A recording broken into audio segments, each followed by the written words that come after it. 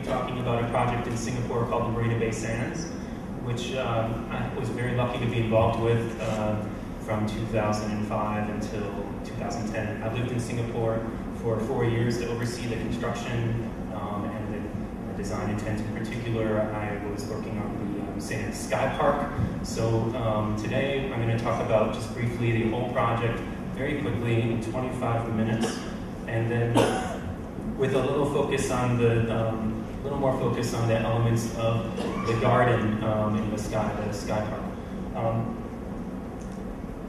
We should start at the beginning. This is Singapore, and there's some Singaporeans here that would recognize this, of course.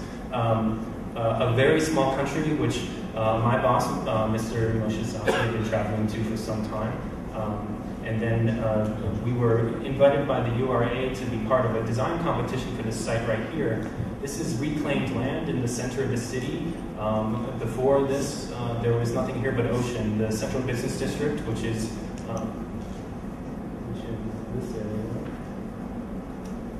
This area right here used to be the postcard view of Singapore, and we were invited to make a new place. And we're very excited and very honored to be part of these types of projects where we have the ability to come to a place like Singapore and try to create a place for the city. And this is the site here. On the right-hand side of the screen, you can see an overlay of the project, and I'll talk a little bit about the bay and the RFP that drew us to this project. Basically, the URA put out a very complex RFP with description of exactly the components of what they wanted, which was an integrated resort. The integrated resort involves a casino, a hotel, a MICE convention facility, 2 theaters, public promenade, an iconic building on the promontory, which we interpreted as a museum.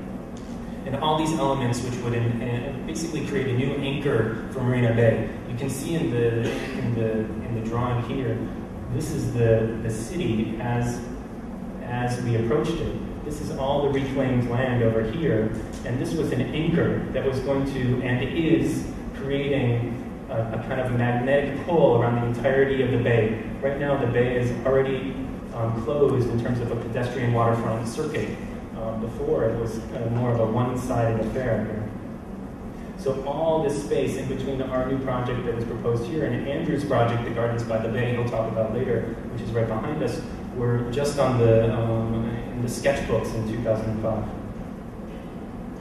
And so where do we start? The URA says we want you to design 10 million square feet of mixed-use space, this integrated resort. And the team started with this diagram. This is called the Ludaba map. It's a diagram that Moshe goes to regularly. It's an old map of Byzantine Jerusalem, and basically you can see very clear axes, avenues, north, south, east, west, that divide basically a walled city, a village. And this is the most primitive description of how do you carve up urban space in the city. And so applying that to the site, you can see in this diagram that there's a series of axes, cross-axes, views, greenery, pedestrian circulation that carve up this massive site. On the left, you can see the waterfront promenade. In the middle, you can see a series of view corridors in LA that crisscross the site. And this is a simple technique to divide up all this space.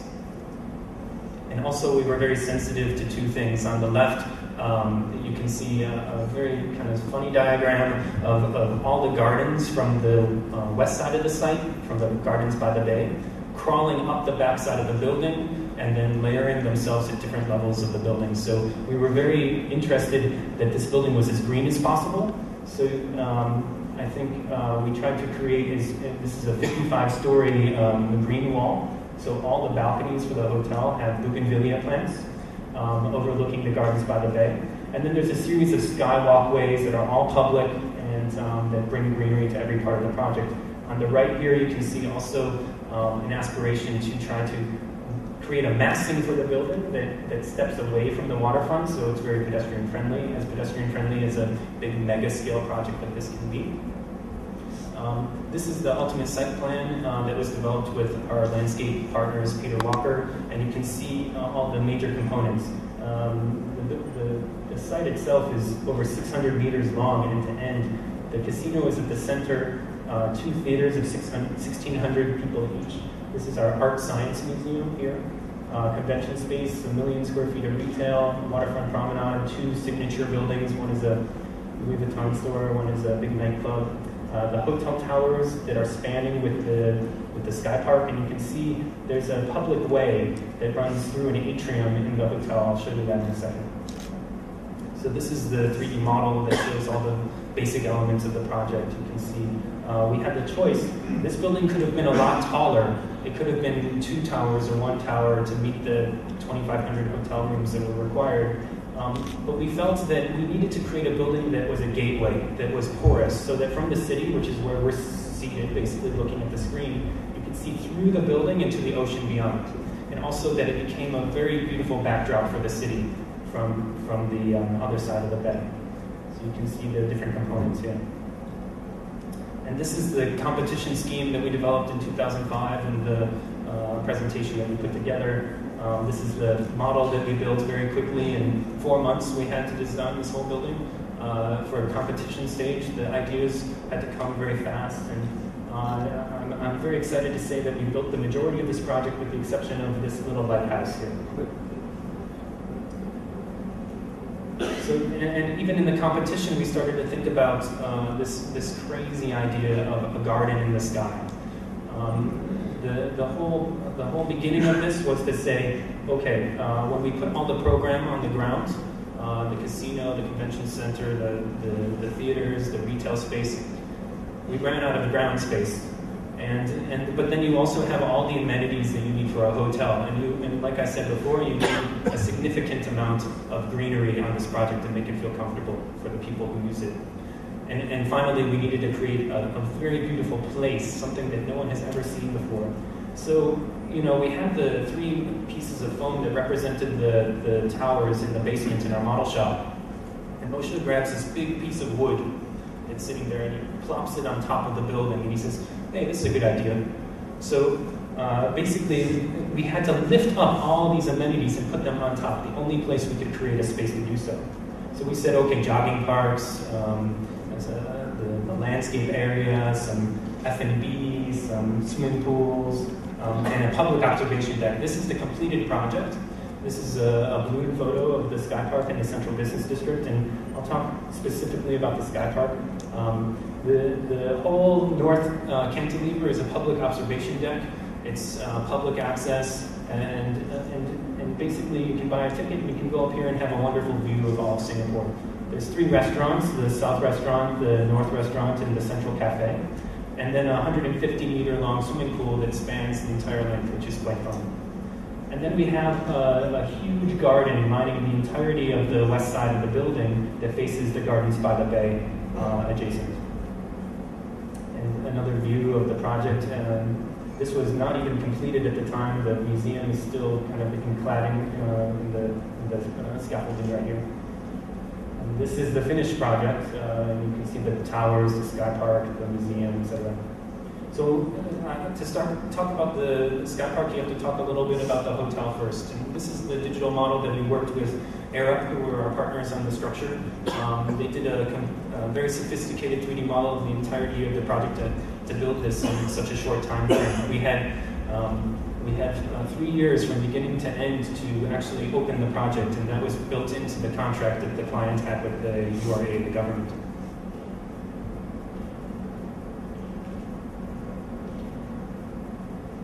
So the 3 hotel towers are shaped like this, and if you look, the Tower 1 has an atrium that you walk into the entry here. Tower 2 is slightly less, is a little narrower, and Tower 3 is vertical. On top of this 55-story building, we have a kind of a clear story effect, so it looks like the SkyPark floats, and then you have the park itself on the top. So this is a night picture of the project and the entry into the atrium. And a view through the Tower 1 atrium where we have another part of the project, which I don't have enough time to talk about today, but we have a tremendous public art program, and another incentive by the kind of genius URA authority in Singapore.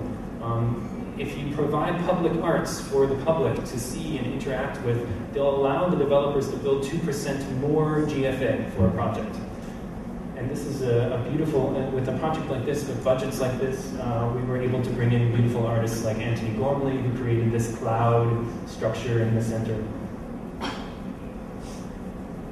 And some structural diagrams from Arab, but basically this is all to say that the buildings are all moving. Any tall building will move, and all the movements of the different towers will be different because the shapes of the towers are different as well.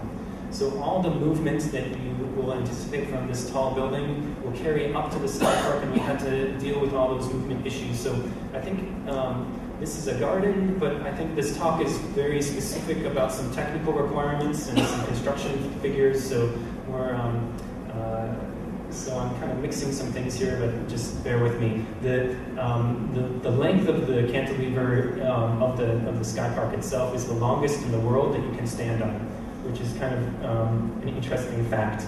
And in addition, a lot of the components here had to be specially designed so that you can deal with the fact that the building is moving back and forth. The differential movement of the different towers. This is a cross-section through the kind of design of the SkyPark itself. And the cross-section is very deep. In this section, you have all the bridge structure, which spans the 50 meters between each hotel tower. You have all the mechanical rooms and services. You have backup house corridor. You have all the kitchens, etc. And that frees up the roof to have all the amenities: the swimming pool, the seating areas, the gardens and cafe, and the backup house corridors that bring the rest. And I would say below this, we have this clear story, which I mentioned, which is an open space. This is on different towers, different things. On Tower 2, it's a fitness center. On Tower 1, it's a spa. Tower 3, it's empty right now. And this is a section in the other direction showing the cantilever in relationship to the Tower 3. And some plans, just quickly, for architects in the room. This is the organization of the SkyPark itself. So the entire length of the building is allowed to be garden. And the technical aspects to this project are significant. How do you build so quickly, bring all the plants up?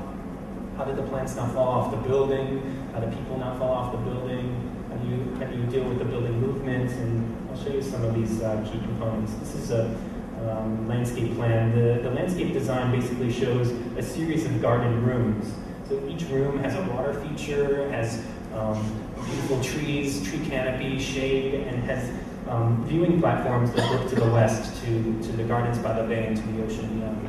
And on the east side, we created this idea of an infinity edge pool which spans the entirety of the park. And these zones right here are fairly sophisticated movement joints, underwater movement joints, which allow us to create a singular pool across all three towers. This is a cross-section through the swimming pool here and the gardens beyond. And I'll blow up to some of the kind of circulation and the character of some of these gardens. There's over 650 different species of plants up here. And a variety of hardscape and softscape. This is a cross-section through the, like I said, it's very challenging to find the space for the root balls, all the different vegetation we're putting there, and how do you build on top of this very sophisticated, basically a bridge structure. And so this diagram shows a series of layers of the soil, the geofoam, and all the different layers of complexity that builds up through the garden. This yesterday we saw in Mr. Fernandez's presentation, the kind of tree bank, the pre-grow nursery. We brought all the trees from Malaysia for the entirety of the project, and they needed to acclimatize in Singapore, get used to the weather, and then they were taken from here after 1 year's time to be installed on the project. So here we monitor the safety and security and the health of each of the trees. They're pruned down after they're cut away from Malaysia, and then they're able to kind of get back to health before we move them to the site. And all the lifting in this particular case on the site happened at night, and the tower cranes were lifting big bags of soil and trees, and sometimes you were at the bar across the bay and you would see a floating tree in the silhouette of the construction site. But it was pretty exciting to watch. There's a 24-hour construction schedule. This is as they're filling up the areas of the park. with foam and with the soil, and then lifting the trees and positioning them one-to-one. And this is a project, this is a photo just after we completed with all the trees in the garden and some people just recently arriving to the site. So I was talking a little bit about building movement, and this, I'll talk a little bit about the technical specificity that develops some of our details. When you do a tall building, one of the first things that you will do is a wind study, and this is with CPP, which are the wind guys in Colorado, and they do this analysis with our early 3D models within the first couple of weeks of us working. And they build their own model in a wind tunnel, and then they can basically they can tell how much the building will move. So our building had to have a series, like I said, of movement joints in each of these components. There's a tower here underneath the park. This is Tower 2, and this is Tower 3. And these joints had to weave their way all the way from the swimming pool to the other side so the building could accommodate over a half meter of differential movement to the wind. So that's quite a bit of movement for a building like this. And so our design task was, how do you hide all these joints so you don't see these things? And so the first thing that we did is we modeled it in 3D, and in terms of the technology that was used on this project, it was very important that we modeled almost every component in 3D so that we could work with the contractors on site with these images to show the sophistication of what these things look like. It's one thing to see all the drawings, but another thing to see all these very sophisticated things in 3 dimensions. And so this is another 3D model that we were developing with the contractor for the SkyPark and with Air of all the steel work and an interface with the concrete work below for the hotel. So there's not only movement for the towers that are kind of moving what's north-south, but there's also a different kind of movement that we encountered on the SkyPark with a cantilever like this. And the structure for the SkyPark is two giant, what we call box girders. They're big giant arms that reach out to the cantilever edge, and they taper like this. So structurally, you need this backspan here over Tower 3. This is the last structural wall. And then it tapers down to almost nothing. This is 300 millimeters at the end. And so one of the concerns was, what happens when you have a significant amount of people out there moving around? Will the building cantilever move? Will it be uncomfortable? And also, will that movement and vibration translate back to the restaurants that are adjacent? And these diagrams are kind of funny. It shows these kinds of things happening, which don't be disturbed, but this is the kind of frequency diagrams that show the building movement. In the end of the day, the engineers advise that you have to put what's called a tune dampener at the end, and it's basically a very heavy weight, and it counterbalances the movement. But also, all this work had to be tested, so they had all the engineers go out and dance to different types of music and jump to different beats. And then they tested their hypotheses about how this building would move. And we were out there, and most certainly the cantilever can be excited and it can move if you have enough people jumping. So this is sophisticated analysis.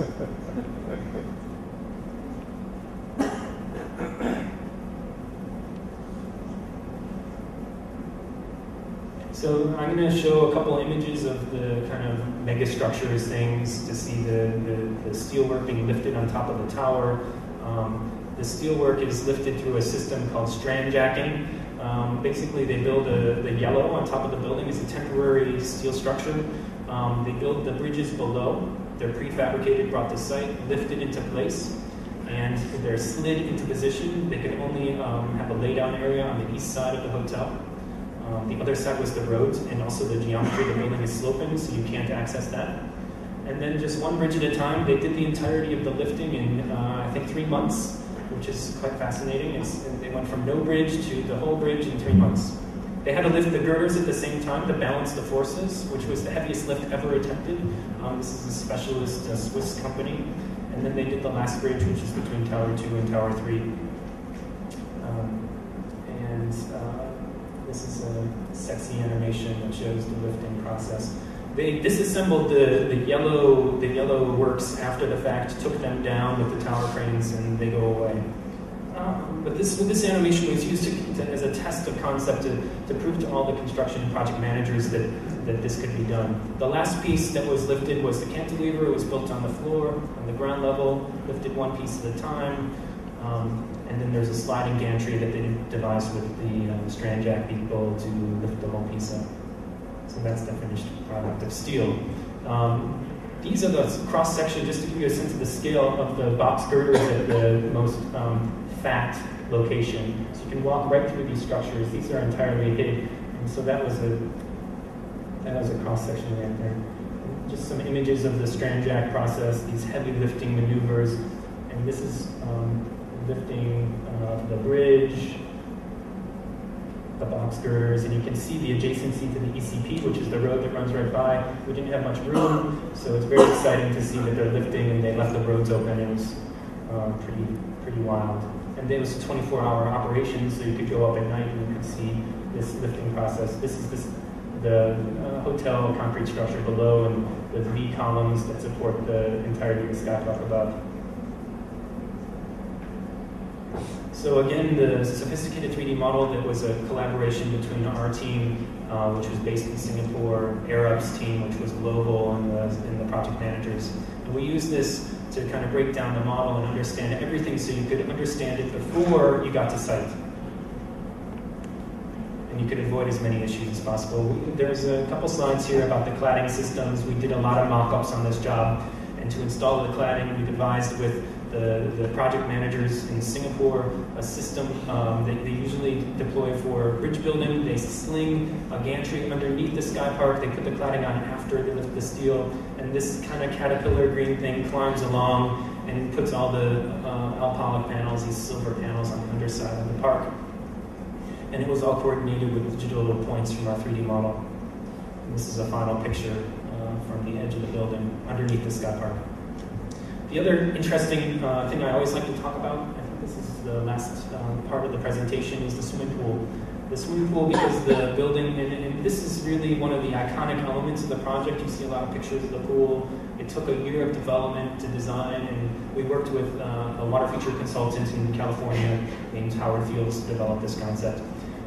Basically, this model is a 3D print. We did a 3D model of this as well, and we had to prove the concept that well, back to the beginning, we wanted the pool, even though there's 3 separate pools, by definition, there's 3 enclosures, one that sits between Tower 1 and 2, one that sits on Tower 2, and then one between Tower 2 and 3. And it was important to us that the water looked like one body of water, even though it's essentially 3 swimming pools. So we had this crazy idea to do a one-of-a-kind underwater movement joint.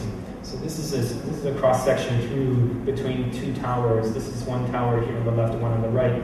And this is a system that you can stand on. This is in the pictures. You'll see there's some people sitting on benches here. And basically there's a gasket system that allows you to put this entirely underwater. It can move when the building moves. It doesn't move that much. And this was developed with our contractor hand in hand. This is a very, very ugly mock-up of this. This was built in the States. It was the only component that was built in the US, in Indianapolis. And we wanted to test it. So we built it. The pool's entirely built out of stainless steel. And the top hat, as we call it, is allowed to move back and forth underneath water. There's a backup system, so there's fail-safes. And in addition to the movement of the towers back and forth, the building will also settle. Any tall building over time, let's say over 5 years, the building will settle maybe 25 millimeters. So it's important for an infinity edge pool, which needs to be by definition horizontal at the edge, that the pool is able to be leveled over time. So the whole entirety of this pool from the slab is jacked on a series of these very primitive truck jacks. And there's one of these every 3 meters on the center.